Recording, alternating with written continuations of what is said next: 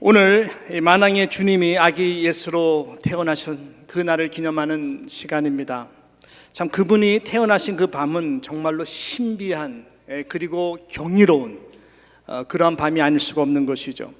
맥스 루케이도라고 하는 아주 글을 참 잘 쓰시는 미국 목사님이 계세요. 여러 책들을 쓰신 분이신데 그분의 책을 보게 되면은 그분이 예수님의 탄생에 대해서 이렇게 표현을 했습니다. 어떻게?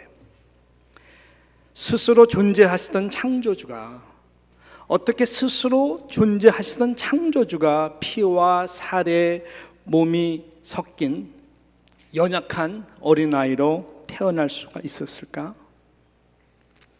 전지전능하시고 생명의 근원이신 그분께서 엄마의 품, 엄마의 모유를 의지하지 않고서는 떠나서는 스스로 생명을 지탱할 수 없는 말 그대로 helpless little baby, 도움이 필요한 연약한 어린아이로 태어났다라고 하는 이것은 도저히 이해할 수도 없고 신비로우며 경이로운 사건임에 틀림이 없다라고 표현을 했는데 참 마음에 많이 닿습니다. 정말로 그런 것 같습니다. 그래서 오늘 말씀의 제목과 같이 하늘과 땅이 정말로 닿는 이 신비한 밤이 바로 우리 주님이 탄생하신 그 밤이죠. 왜? 우리 하나님은 예수 그리스도, 하늘의 모든 영광을 가지셨던 분이, 누리셨던 분이 그것을 다 마다하시고 그 아들 예수 그리스도를 이 땅에 보내셔서 가장 연약한 이러한 인간의 몸 아기로 태어나도록 하신 것일까? 그것은 오늘 본문이 말해주고 있는데 하늘에 가장 기뻐할 수 있는, 하늘에 가장 기뻐할 수 있는 최고의 그 영광의 그 기쁨을 이 땅 가운데에 전해주기 위해서 그렇게 하신 것이죠. 그 메시지가 무엇일까요? 오늘 본문 10절과 11절에 이렇게 말합니다. 한 목소리로 한번 읽어보겠습니다. 시작. 천사가 이르되 무서워 말라. 보라, 내가 온 백성에게 미칠 큰 기쁨의 좋은 소식을 너희에게 전하노라. 오늘날 다윗의 동네에 너희를 위하여 구주가 나셨으니 곧 그리스도 주시니라. 이 기쁜 소식이랑은 다른 것이 아니라 이 땅에 사는 우리 모두를 위하여 구주가 나셨다라고 하는 것이, 구주라고 하는 것은 영어로 보게 되면은 Savior이라는 말입니다. Savior, 우리 모두를 구원할 자, 스스로 구원할 수 없는 이 불쌍한 저와 여러분을 위해서 구원할 자, Savior로 이 땅에 오신 것이라고 하는, 이것이 바로 예수라고 하는 이름의 뜻이 아니겠습니까? 마태복음 1장 2, 3절에 보게 되면은 자기 백성을 저의 죄에서 구원할 자다라고 하는 것이죠.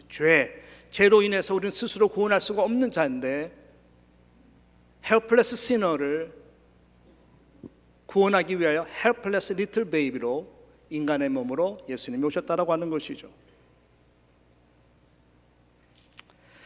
이 기쁜 소식의 중심은 다시 말하면은 우리에게 이 구원의 길을 열어주시기 위해서 예수님이 오셨다라고 하는 것입니다. 여러분 들어보셨겠지만은 여러분 세상 종교와 우리 기독교가 말하는 이 구원의 도를 말하는 그 차이가 어디 있을까요? 세상의 모든 종교는 다 똑같습니다. 노력함을 통해서 얻는 구원입니다. 신에게 감동을 줄 수만 있다면, 또 신에게 감동을 주기 위해서 그들은 구원을 얻기 위하여 부단히 노력하는 자들입니다. 가장 쉽게 이해할 수 있는 예화 중에 하나가 뭘까요? 사다리죠. 사다리. 높은 사다리를 하늘에 신의 경지에 딱 올려놓고 돌을 닦는 것입니다. 수련을 하는 것입니다. 신이 화를 낼까 봐 착한 일을 해야 되는 것입니다. 선한 일을 하는 것입니다. 그렇게 해서 어느 한 경지에 올라가면 신이 감동해서 우리에게 구원을 주실 것이다 라고 하는 것이죠. 말 그대로 doing입니다. doing, 행함을 통해서 저희들이 얻고자 하는 구원입니다. 기쁨이 있을 수 있을까요? 절대로 없습니다. 왜? 죽을 때까지 불안하기 때문에. 내가 과연 구원을 받을 만큼의 수련된 자인가? 돌을 닦은 자인가? 특별히 죄라고 하는 이 문제는 해결할 수가 없거든요. 그래서 불안한 거예요. 다른 종교는 죄를 해결할 수 있는 방법이 없어요. 그래서 그들은 다 이렇게 doing을 하는 거예요. 노력하면 노력할수록 불안한 것이죠. 나보다 더 경지에 있는 누구를 바라보면 열받는 것입니다. 스트레스 받는 것입니다. 여러분, 이것이 이 doing으로 얻고자 하는 구원 가진 자의 마음입니다. 그래서 로마서 7장 24절에 보게 되면 사도 바울이 율법 아래 있었을 때에 자신의 이런 모습을 보았어요. 그래서 오호라 나는 곤고한 사람이로다. 이 사망의 몸에서 누가 나를 건져내겠느냐 라고 말을 하는 것이죠. 그래서 예수님이 사다리 타고 내려오신 거예요. 하나님이신 그가 사다리 타고 이 땅에 내려오신 것입니다. 우리 스스로 죄 때문에 구원을 이룰 수 없는 너무나 가련한 인생이기 때문에 예수님이 구원자로서 이 땅에 하나님이시면서 인간의 몸으로 내려오신 것입니다. 할렐루야. 오늘 본문 12절에 보면 너희가 가서 강보에 쌓여 구유에 누인 아기를 보리니 이것이 너희에게 표적이니라 라고 말씀했는데, 그것이 무슨 표적일까요? 아기 예수 그리스도. 지금 구유라고 하는 것은 짐승의 밥통입니다. 냄새가 나는 마구간에, 거기에 강보라 봤자 얼마나 깨끗했겠어요. 뭐 라운드리가 있겠어요. 여행 가운데 있는 호적하러 온 이 요셉과 마리아가 굉장히 냄새나는 좋은 강보를 예수님을 쌓았을까? 그렇지가 않아요. 냄새가 분명히 나는 시궁창과 같은 곳이었습니다. 이것이 무슨 표적일까요? 하늘과 땅에 닿는 표적인데,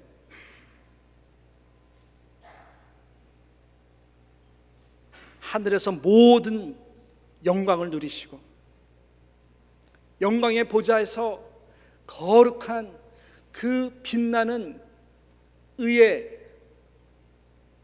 옷을 벗으시고 이 땅에 냄새가 나는 헬플레스한 리틀 베이비로서 강보에 쌓인 옷을 입고 오신 예수 그리스도. 이것이 무슨 표적일까요? 바로 저와 여러분의 냄새나는 죄악으로 물그러진 썩어져가는 냄새나는 옛 옷을 벗기시고 영원히 우리가 입게 될 구원을 통한 그 영광스러운 그 거룩한 의의 옷을 입혀주시기 위해서 예수님이 이 땅에 오신 것입니다.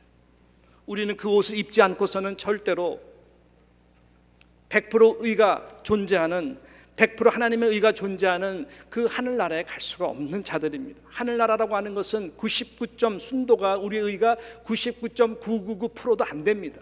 0.00001%의 죄악된 생각을 한 번이라도 가졌던 사람이라면 절대로 천국에 들어갈 수가 없습니다. 죄 용서 받는 길은 예수 그리스도의 보혈의 피밖에 없다고 하기 때문에 그런 것이죠. 여러분, 독약이라고는 조그만 방울, 이 정도 방울쯤이야, 뭐 푹 뭐 쏟아보면 죽겠지만 이 정도 방울쯤에 깨끗한 물에다가 탁 놓고 마시면 어떻게 될까요? 재채기 하는 정도일 거예요? 아니에요, 죽어요. 죄의 그 한 방울이 바로 그런 것입니다.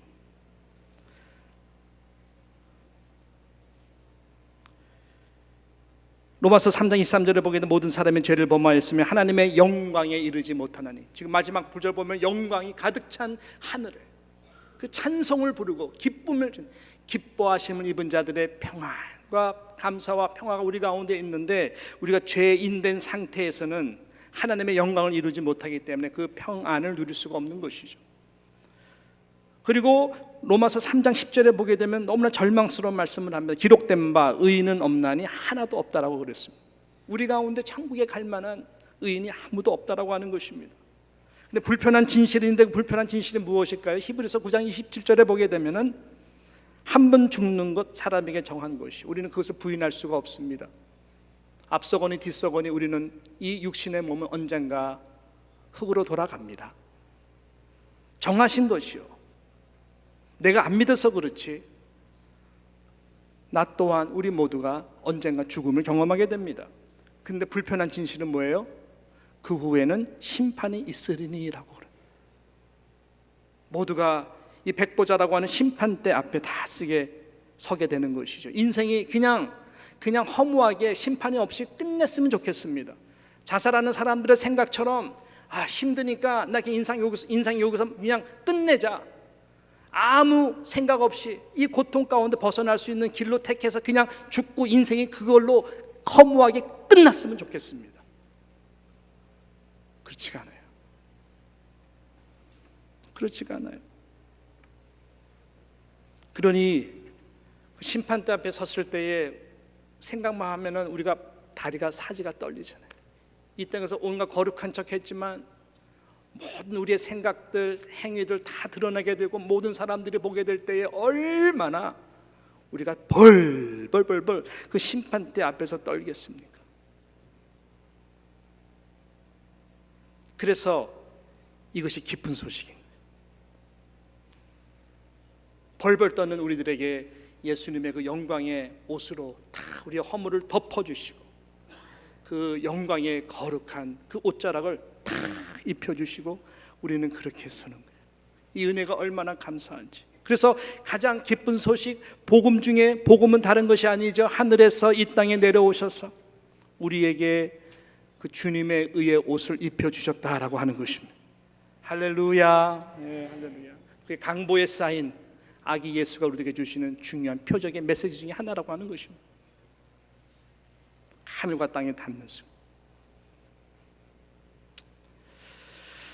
이사야서는 오래전에 이사야서 9장에 보게 되면은 이 죄인들이 죄로 인해서 어두움의 사망의 그늘에서 해결할 수 없는 그 절망을 보았어요. 그렇지만 그 가운데에 바로 예수 그리스도가 메시아 영광으로서 이 가운데에 그 생명의 빛으로 오실 것을 또한 그가 보았습니다. 그 이사야서 9장 1절과 2절에 보게 되면 이렇게 말씀하죠. 전에 고통하던 자에게 흑암이 없으리로다. 옛적에는 여호와께서 스불론 땅과 납달리 땅으로 멸시를 당케 하셨더니 후로는 해변길과 요단 저편 이방의 갈릴리를 영화롭게 하셨느니라. 예수님이 이 땅에 오셔서 행하실 일들을 말하는 건 해변길, 요단, 갈릴리 무엇일까요? 9장 2절 보니까 흑암에 행하던 백성이 그 큰 빛을 보고 사망의 그늘진 땅에 거하던 자에게 빛이 비추도다 라고 말씀한 것입니다. 하늘의 영광의 빛이 이 땅의 죽음의 사망의 빛 가운데에 다 비춰진 것이죠. 저는 정말 이런 사망의 어두움에 정말 두려운 빛에 거하는 사람들을 본 적이 있어요. 물론 다른 나라도 많겠지만 저는 특별히 아프리카 가가지고요 선교 갔다가 깜짝 놀랐어요. 선교사님이 이야기하는데 저 동네에는 교회가 들어갈 수가 없습니다. 너무나 사람들이 살벌해가지고 추루카나라고 하는 곳이었었어요. 추루카나고 딱 본데 저 차로 지나가면서 멀리 봤는데 완전히 그냥 계집같이 지프로 이렇게 해가지고 어두움 쫙 있는데 식구들이 뭐 고릴라도 아니고 슉 해가지고 이렇게 보는데 야 저게 사람인가 짐승인가. 교회가 들어갈 수가 없대요. 성교에 들어갈 수가 없대요. 들어가면 다 뺏으려고 그러고 창으로 죽이려고 하고 그래서 들어갈 수가 없더라. 완전히 소망이 없어 보이는 그곳이 있었어요. 그런 곳에 저들을 살릴 수 있는 최고의 기쁨의 소식이 될 수 있는 게 무엇일까요? 이 생명의 사랑의 영원한 하늘에서의 영광의 빛이 예수 그리스도 들어갈 때에 그곳에 바로 하나님의 영광, 하늘과 땅이 닿을 때에 정말로 저희들에게 기쁨의 소식, 평강의 복음이 들어가게 되는 거예요. 제가 언젠가 한번 국민일보를 봤는데 그 미션이라고 하는 그 부분에 추루카나에도 교회가 서다 그 제목으로 제가 관심 있게 제가 가봤던 데니까 그래서 하나님께서 하시는 놀라운 일들을 간증해 놓은 글을 보면서 야 예수 그리스도의 생명의 이 사랑의 빛이 이기는구나 변화시키는구나 라는 것을 경험했었습니다. 이렇게 하늘과 땅이 닿을 정도로 아기 예수 그리스도가 냄새나는 옷을 대신 입고 우리에게 영광의 옷을 다 입혀주는 그 이유는 무엇일까요? 우리에게 또한 이 소망의 소명의 빛을 가지고 살라라고 하는 그 메시지가 있는 것이죠. 따뜻한 사랑의 빛을 전하는 자가 되기를 우리 주님은 원하시는 것입니다. 보십시오. 이 성탄의 이 기쁜 이 소식은 누구에게 지금 나타나고 있습니까? 누구에게 제일 먼저 증거적으로 나타나고 있습니까? 바로 양치는 목자들이었습니다. 오늘 8절에 보니까는 그 지경의 목자들이 밖에서 밤에 자기 양떼를 지키기 지키더니라고 하는데 그들에게 임한 것입니다. 차가운 이 어두운 팔레스타인 이 삭막한 이 밤속에 가장 따뜻한 가슴을 소유하는 자가 있었다면, 평범하지만 그런 자가 있었다면 바로 양을 치는, 양을 사랑해서 양을 목양하는 목자들이었을 것입니다. 바로 그 자들에게 천사들이 가장 이 기쁜 이 소식을 전하게 된 것입니다. 왕궁에서 화려한 파티를 즐기는 그러한 주류에 속한 사람들이 아니었습니다. 오히려 헤롯 왕 같은 경우에는 이 아기 예수가 만왕이만 태어났다고 하는 메시지를 듣는 순간 어떻게 했습니까? 두 살 아래에 있는 모든 남자 아기들은 다 죽여버리라라고 한 것을 우리는 너무 잘 압니다. 이 기쁜 소식은 천사를 통해서 비주류에 있는 그런 따뜻한 이 목자의 심정을 가진 저들에게 이 성탄의 메시지를 전해준 것입니다. 이것이 오늘 메시지를 마무리한 중요한 메시지죠. 무슨 말일까요? 베들레헴에서 정말로 따뜻한 마음을 가지고 어릴 때 목동 소년으로 지냈던 다윗에게 가장 영광스러운 기쁜 소식, 이스라엘의 메시아를 예표하는 그러한 왕으로 기름 부으심이 임한 것 아니겠습니까? 목동 소년, 양들을 사랑하는 따뜻한 마음, 모든 걸 다 잃어버리고 외롭고 거친 이 미디안 광야에서 하루하루를 살면서 그의 항상 고민, 어떻게 하면 이 양들을 어디 가서 먹일 수 있을까? 그런 아주 소박하지만 간절한 고민을 하면서 하루하루 살았던 이 끝자락에 있던 바로 모세에게 하나님의 영광이 임해서 흑암과 절망의 늪에서 신음하고 있는 이스라엘 백성들을 구원할 수 있는 이 나라의 리더로 부르신 거 우리는 너무나 잘 압니다. 나는 선한 목자라.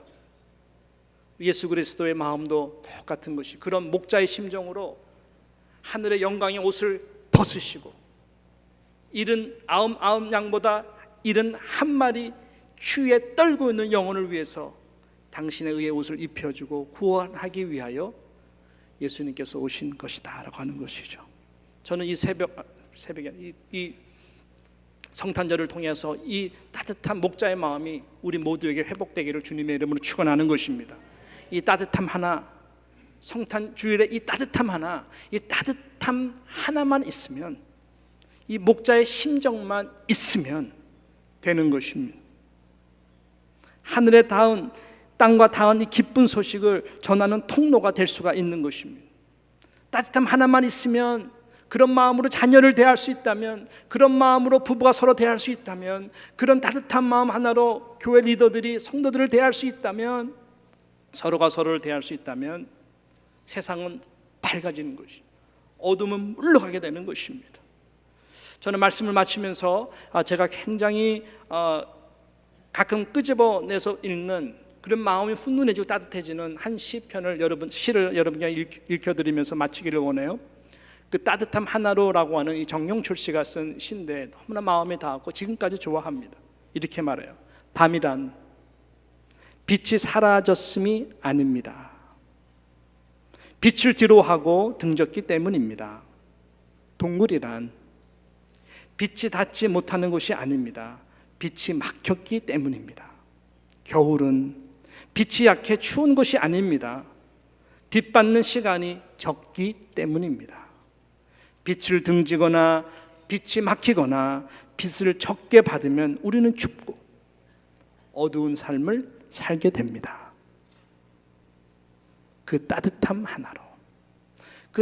하나로 세상의 모든 생명이 움트고 피어나 힘차게 자랍니다. 밝음 그 하나로 모든 것이 보이고 느껴지고 또 움직이게 됩니다. 내 삶의 빛이 무엇인지는 누구나 다 알고 있습니다. 내 마음은 늘 그것을 기다리고 그것과 함께 있고 싶어 합니다. 나를 밝게 하고 나를 자유롭게 하는 것, 나를 따뜻하게 하고 아름답게 하는 것, 그것은 사랑입니다. 그 따뜻한 그 주님, 그 따뜻한 하늘의 그 사랑이 들어와야 나의 따뜻한 봄날은 시작이 됩니다.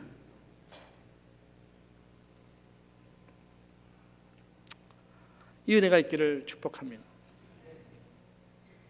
어린아이 같은 소리에서 너무 죄송한데요, 지난주 저는 굉장히 힘든 한 주를 좀 보냈어요. 여러 가지 정말 잠 못 이룰 만큼 너무너무 힘든 이슈들이 계속 터져가지고 뭐 캘리포니아도 그렇고 교회도 그렇고 너무 그래서 많이 힘들어서 정말 힘들다. 하나님 너무 힘들어요. 그렇게 지냈는데 반대로 지난 한 주는 제게 너무나 행복한 한 주였어요. 그래서 하나님이 이런 은혜를 주시기 위해서 몇 주 전부터 계획하게 하셨구나. 우리 교육자들과 함께 12월 가장 의미 있게 보내기 위해서 가장 우리 교회 가운데 힘든 성도들 우리 탑10 10가정을 선정했어요. 그래서 그들에게 과일 바구니를 다 준비했어요. 그리고 이쁜 크리스마스 카드를 샀어요.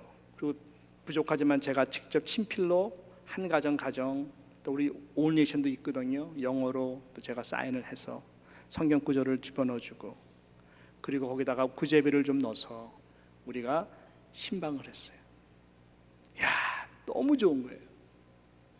저 같은 경우는 지금 앉아 계시지만 우리 김수영 집사님 가정에 갔는데, 김수영 집사 아시다시피 췌장 지금 암 말기시거든요. 췌장암이 얼마나 힘듭니까?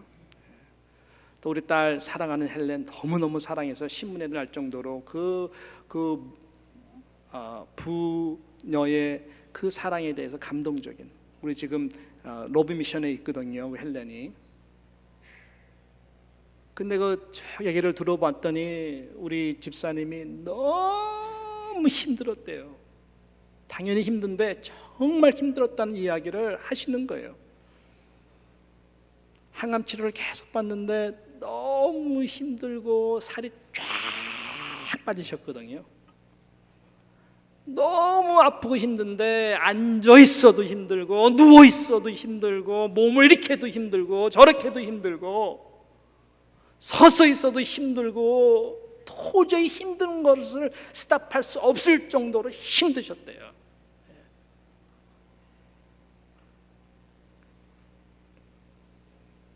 근데 지금 방사선 치료를 하면서 소망이 좀 보인다고.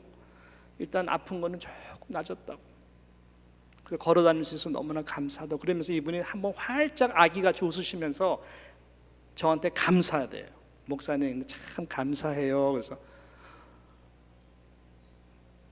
그래서 뭐가 이렇게 감사하시는, 저한테 감사하대요. 그래서 뭐가 감사하세요? 그랬더니 작년에 성구영신 때 성경 읽기 카드 주셔서, 성경을 읽기 카드를 주셔서 감사해요. 그게 왜 이렇게 감사하세요? 아무리 힘들어도 하루 읽어야 되는 성경을 지금까지 하루 안 빠지고 읽으셨대요. 그렇게 힘들었을 때도 그거 부들부들 붙들고 읽으셨대요. 그 시작할 때 몸도 아프니까 힘드니까 내가 과연 성경을 다 컴플리트 할 수 있을까? 완독할 수 있을까? 너무나 걱정도 되고 끝이 안 보이는 것 같았는데 지금 거의 다 끝나갔어요. 그래서 아기같이 밝은 모습으로 감사하다고, 이것 때문에 내가 힘을 얻었어요. 마음이 너무 뭉클해졌어요. 내가 고민하고 힘들다라고 하는 것, 또 누구누구가 힘들다고 하는 그런 것을 생각하면서 이거는 비교할 수 없다. 리더라는 사람이 좀 힘들다고 생색내고 이렇게 지금 죽음과 생명 왔다 갔다 하시면서 말씀 붙들고 기뻐하려고 하는 그 성도님에 비하면서 내가 너무나 영적으로 이거 완전히 진짜 뽕꾸라구나, 뽕꾸라. 정말 제가 은혜 받았어요. 정말 감사했어요. 용기를 얻었어요. 그리고 그 분에 같이 기도하고 같이 은혜를 나누니까 회복이 됐어요. 이거구나, 이거. 우리가 왜 힘들어할까? 힘들어하는 것은 뭐냐면 다 자기 연민이거든요. 나보다 더 힘든 사람, 너무너무 힘든 사람한테 우리가 나아가지 못하는 참 그런 모습을 보면서 하늘의 영광의 보좌를 다 버리시고 우리에게 이 옷을 입히기 위하여, 의의 옷을 입히기 위하여 이 땅에 오셔서 말구의 차가운 겨울에 강보에 쌓인 예수 그리스도의 그 표적이, 야, 이런 것이구나. 그래서 따뜻한 이러한 목자의 마음, 부족하지만 저도 그렇고 우리 모두가 회복되어서 좀 훈훈하고 따뜻한 이 사랑의 빛이 임하는 그러한 크리스마스가 되었으면 정말로 좋겠습니다. 그러한 화해를 위해서 함께 나아갈 수 있는 우리 모두와 여러분 다 되시기를 주님의 이름으로 축원합니다. 기도합니다.